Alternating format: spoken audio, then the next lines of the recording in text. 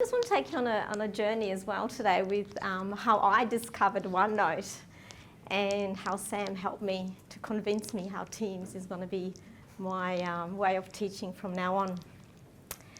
So, the rationale, why electronic lab books? Well, with research laboratories, there is now a trend to go towards electronic lab books. So if you're working in a research laboratory, no longer are you using the paper-based lab books, recording all your data because that can go missing. So they're now going towards electronic lab books where you have to report all your research observations and it gets stored. And I wanted to give students sort of similar experience because those students will be going on and potentially working in our research labs. Also, of course, we know that our students, we're trying to expose our students to the latest technology. And sort of 2 years ago, I've got a new Dean of Teaching and Learning, and his background is in computer science, so he's been pushing me towards what he called digitization of chemistry teaching. So I decided to implement electronic lab books in my first year chemistry unit, one of my first units. And I looked at programs that are available. One of them was Lab Archives, but that's quite an expensive program to use. I didn't get any funding. So then I discovered OneNote, that's free. I thought, yes, I can use it. Right. The initial idea, the proposal I had was I'm going to have to get some tablets for students in the lab. I applied for a teaching learning grant. My Dean of Teaching and Learning said, no, you don't need any tablets. We've got some. Here's some old ACES tablets you can use. I'm like, great. Okay, I've got those. I'm sure that'll be fine. Well, it wasn't, and I found myself in this situation where I was if you've done a bit of chemistry, you understand this. I was the reactant, and the activation energy was very, very large. I was really trying hard to get this going. I contacted the IT service centre. They were scratching their heads, and I thought, oh, this doesn't sound good. If they're scratching their heads, I don't think even they knew much about OneNote. And then they looked at the notebooks and said, it looks like we're going to have to install OneNote on each of those. And it all just became really, really hard. And I was just about ready to give up. And then somebody told me there is a Microsoft workshop. And they said, maybe you should go to that so you can learn about OneNote. I'm like, great, I'll go to that. So I went to that. And when I went to that workshop, I met Sam. And this was the best thing ever because Sam knew exactly what I wanted to do. And this is how she helped me. Well, this is where it really starts, all this preamble.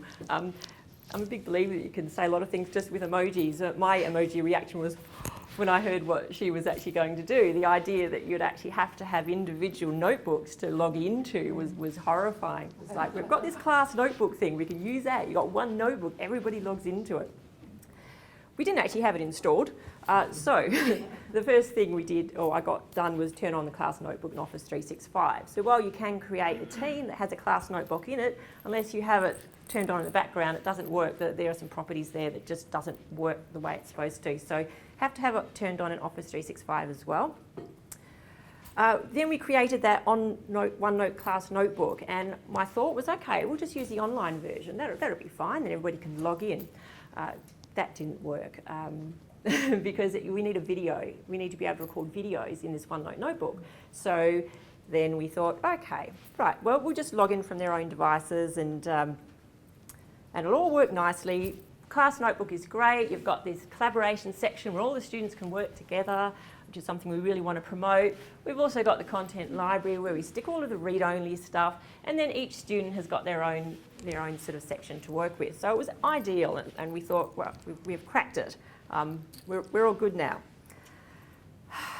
Okay, so not really. Okay, so Magda alluded to the tablets not being very good. Oh, we've only got 5 minutes to go. I better hurry on through this. So they were really old. They had to log in during a local account, so they weren't supported by, us. And it just made it really hard. The online version, as I said, didn't allow the video recordings, so we had to try and get OneNote installed, but there were licensing implications because they weren't supported on the... Oh, I just went on and on. Anyway, students were also in a separate tenancy. Big tip. They need to be in the same tenancy to be able to access the same things. We went through a year-long process to collapse our tenancies. Would have been great if we'd had them together in the first place, but never mind. Okay, but because of that, the students actually had to have a separate login to be able to get to the OneNote notebooks. So there were 2 logins so far.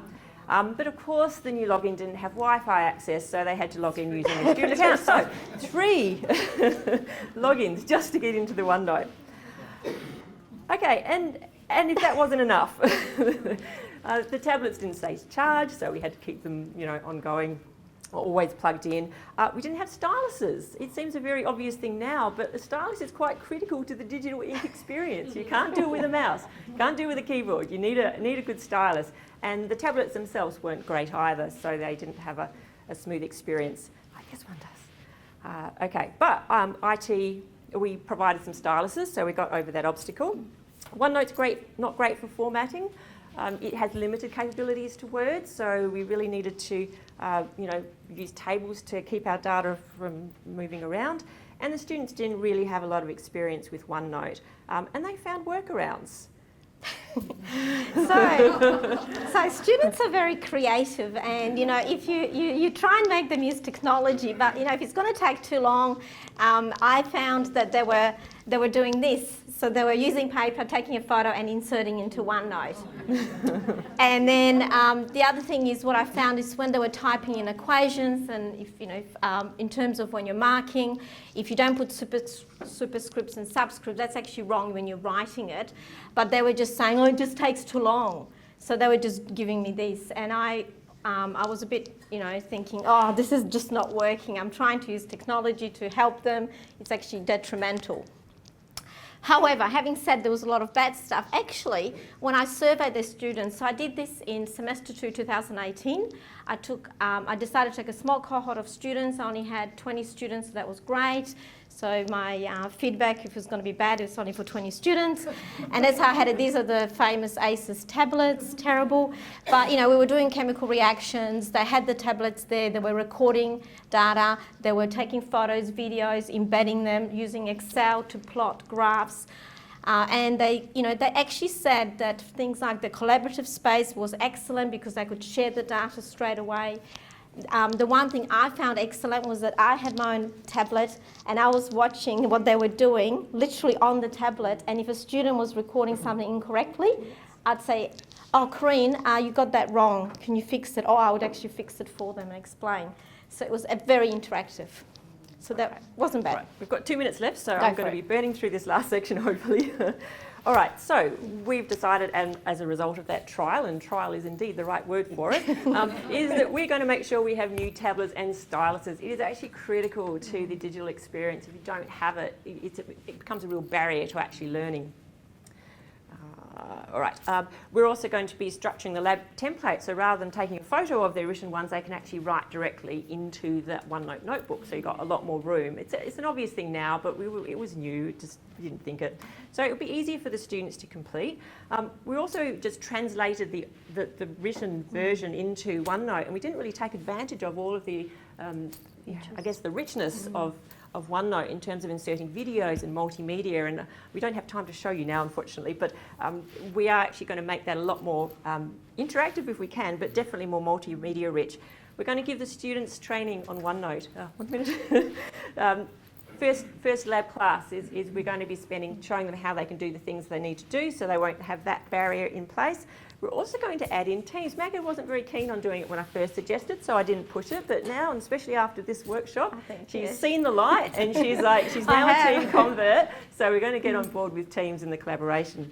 And that will really serve to increase the engagement. And also, we can't forget about the teacher experience. We need to make sure that that also works well, rather than just focusing on the student, because if it's so hard for Magda to actually mark and takes so long, then, it will be better for her.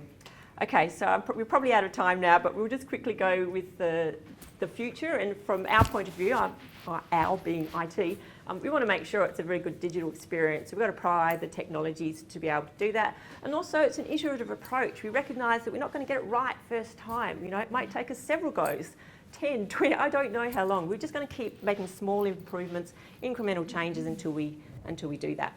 Look, and from a learning perspective, I really do believe that the OneNote can improve the learning experience.